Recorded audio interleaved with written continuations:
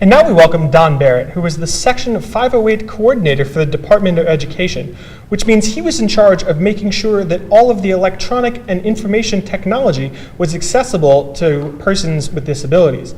Now, this is of special importance to Mr. Barrett because he himself is sight impaired. Thanks so much for joining us today. Thank you for having me. So tell me a little bit about your job responsibilities at the DOE. What exactly did you do to make sure that all this technology and the websites were accessible to persons with disabilities? Well, we had a testing team which was comprised of individuals who were familiar with the Section 508 technical standards.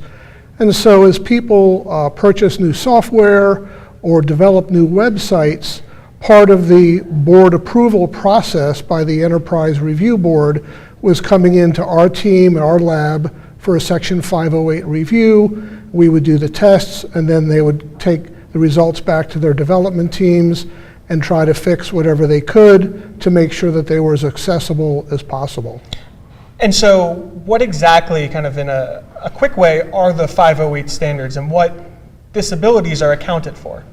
Well, they impact people with all different kinds of disabilities. For myself, a real quick example, if I'm tabbing through a form on a website and the form labels are not properly coded, I'm just going to hear edit, edit, edit, and I have no idea if you put the first name or the social security number.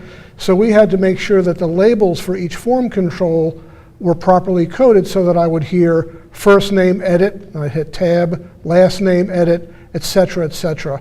And that made the difference between something being completely inaccessible and then fully accessible once it was coded properly.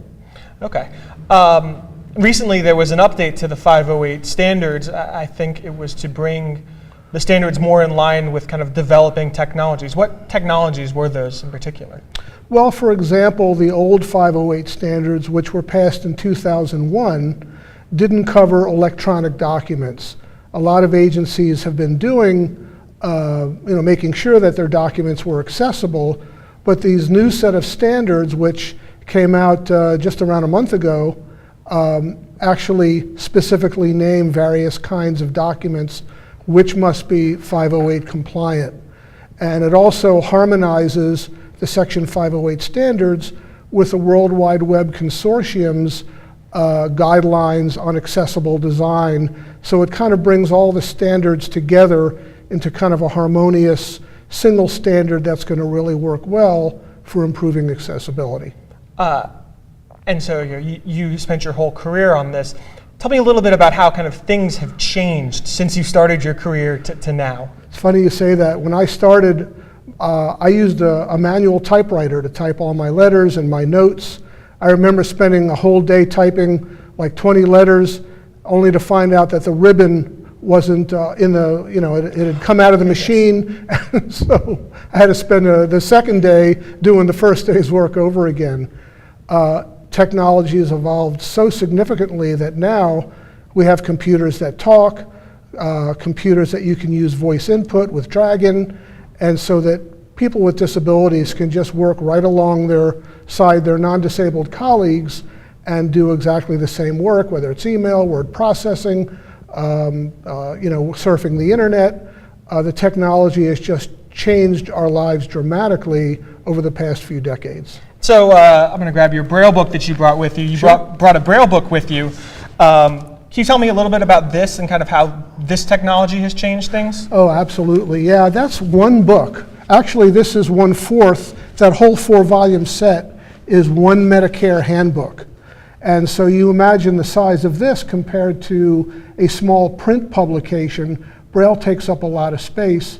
Now we have Braille displays which display the Braille electronically so that you literally run your hands over the display, and it's a tiny device you can put in your pocket, and it can hold hundreds and hundreds of books electronically rather than this hard copy Braille. So it's another area where technology has made such a huge difference. And to wrap us up, what do you think the next big thing in assistive devices and assistive technology is? What's coming down the line? Well, a good example, the Internet of Things is coming into being. We're still in the infancy, where every appliance and every device and traffic is all going to be harmonized into the internet and available to individuals and organizations. We have to make sure that all that software, all those operating systems are accessible to people with disabilities so that we can take advantage of this brand new Internet of Things that's coming down the pike pretty quickly. Well, thank you so much for being here with us today, Mr. Barrett. My pleasure. It's great to see how technology is impacting and helping the lives of persons with disabilities. Thank you so much. 360-degree cameras are rising in popularity.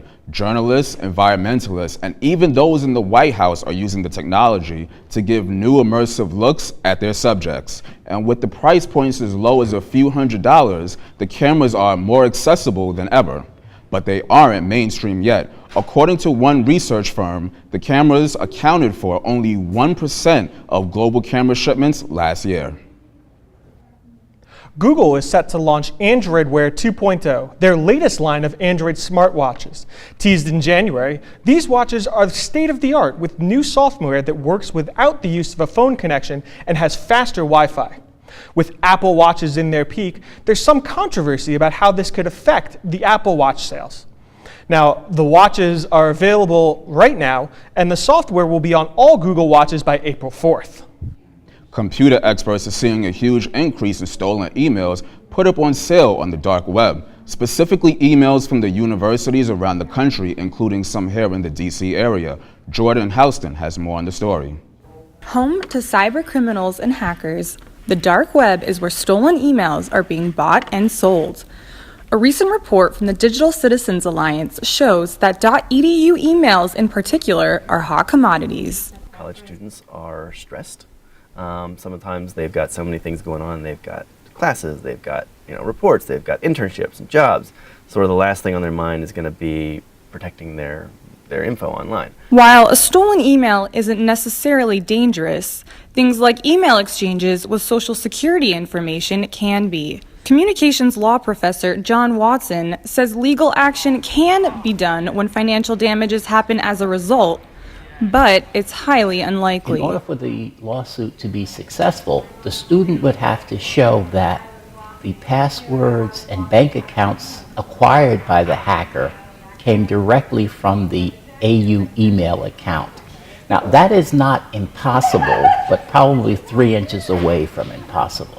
Another problem the report found is that fake .edu emails are also being used to launch malware. Cybersecurity experts say dark web hackers are tough to tackle. So the best form of protection is prevention. Be very careful with your passwords. Don't give them out to people. 9 out of 10 times when somebody hacks something, it's really them just finding the password, and a lot of times it's the user giving the password unknowingly. The Citizens Alliance report shows which universities had the biggest problem with the breaches. Check out the full report on the Digital Citizens Alliance website to see if your school made the list. Jordan Houston, District Wire News. For more news updates, go to districtwirenews.com. I'm Aaron Lerner. And I'm Kelvin Henry. Thanks for watching.